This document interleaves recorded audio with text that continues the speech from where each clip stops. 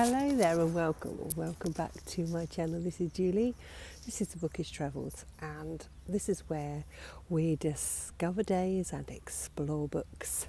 So today I'm going to be talking about some historical novels, but I'm subscribed to the Historia newsletter, and they tell you all sorts of things of historical books are coming out, and they did a list of books to look out for in 2025 for historical wise, and so there's loads, so it's like 130 or something, so I picked 10. I thought 10 was a manageable number, and I'm going to share them with you because I want to try and get around to reading them throughout the year. So, and they all look highly exciting. There's a couple I think, but if the books are anything like the covers, they're going to be gorgeous, bloody gorgeous. Anyway, let's get to the first book, shall we? Now, the first book is Wanton Road by J.C. Harvey. Now, actually, this is the second book in a series, and the first one is called The Silver Wolf. So I think I'm going to have to get to The Silver Wolf first. However, we shall see.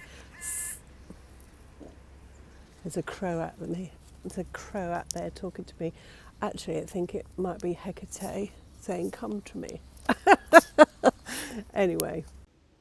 More than likely you won't get round to this one, to be honest, but I just wanted to add it anyway because it was part of the list. The next book is called The Blackbirds of St. Giles, and this is by Lila Kane. And it looks fascinating to me. Oh, sorry, there's birds everywhere. And there's people everywhere, and I'm getting looked at. But who cares? Please pause to read any of these slides, but as you can see, it's about some Jamaicans in a sugar plantation and fighting the British in the American Civil War. Oh my gosh, I couldn't have picked a more busier place. So now the third one is called Madame Matisse, and as you can see, it's a beautiful cover. Look at it, it's so colourful. It's by Sophie Haydock.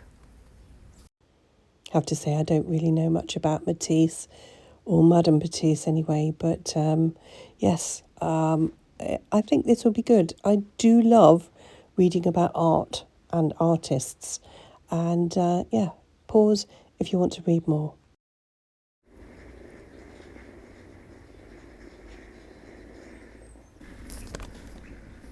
Now the next one is called The Eight by Joanna Miller.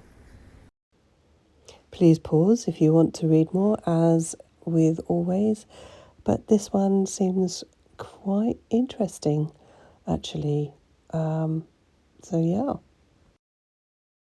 The Darkening Globe by Naomi Kelsey sounds absolutely fascinating. It looks really intriguing and really sort of like, beautiful, and it's I need to pick this up and investigate what it is. So this is why I've included this one. This one does look fascinating. It's a murder mystery. As the globe turns, a murder strikes, and it's 1597. So I think this is going to have to be quite up there in my list. Now the next one, I think, is a non-fiction, and it is Lioness Heart, The Life and Times of Joanna Plantagenet, and it's by Catherine Hanley. Now this one looks interesting. Because the Plantagenets came before the Tudors, I hold my hand up to not knowing that much about the Plantagenets, to be honest, and I think they're just as tumultuous, to be honest with you, and I have no idea who this Joanna is. So yeah, I shall obviously know a bit more when I've read it. Come to another non-fiction, and it's Scotland's Medieval Queens. This one again looks quite interesting, actually. Don't know much about Scotland's history and the queens and kings and stuff. Of course, I know some, But yeah, this will be interesting. Now this next one, The Tarot Reader of Versailles. This looks fascinating. I'm hoping that it is about a tarot reader of Versailles, because Versailles was a hotbed of political intrigue and sexual innuendos and goings on. And yeah, so again, know nothing about it. It's by Anya Bergam, and again, it's another beautiful cover.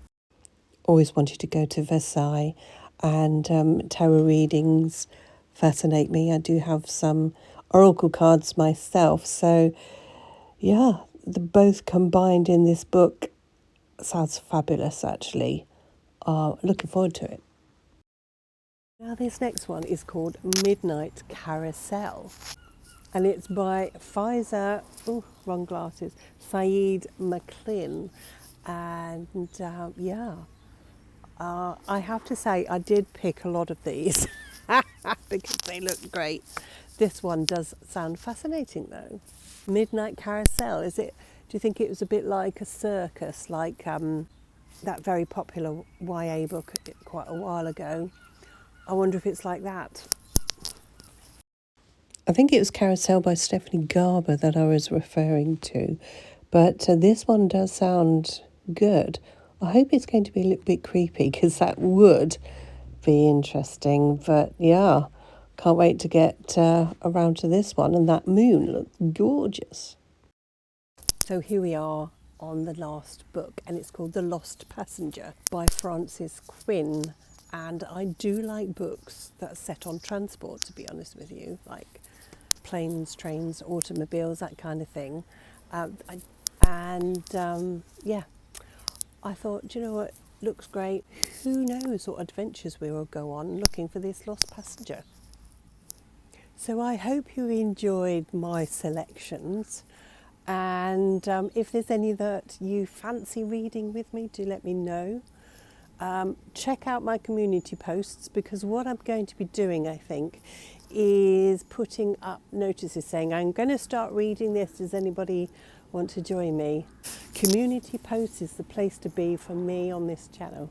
So yeah, what did you think of my choices? Anyway, I'm going to go before I get stared at even more. So yeah, I will see you in my next one, and I'll see you soon. Bye now.